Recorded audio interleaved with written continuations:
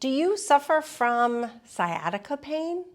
I'm Krista Oakes. I am a yoga and meditation instructor and a speaker and an author. And each Monday, I like to share with you a Mindful Monday, a tip or an inspiration for living a mindful life. Recently, I shared with you how yoga can support us even when we're going through a physical challenge like sciatica. I have to tell you that yoga is one of the best things that you can do for sciatica pain. And one of the best stretches that we can do is figure four. This can be done on the floor or from a chair. Today I want to show you from a chair. It is taking the ankle up to the knee.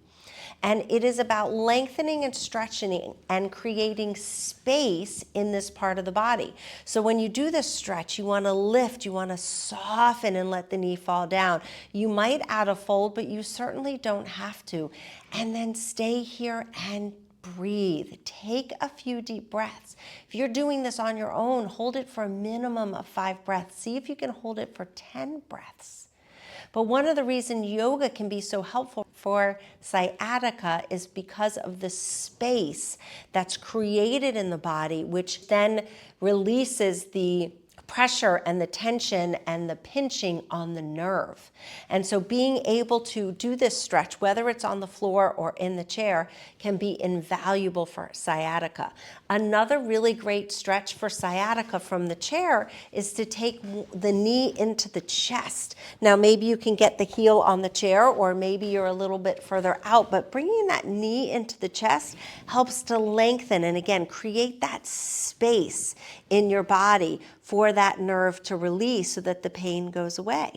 You can do a twist on the floor. This is a supine twist. This can be really, really wonderful for releasing sciatica pain. So if you are somebody who is dealing with sciatica pain, I want you to try one of these stretches this week and do it consistently every day and see how you feel.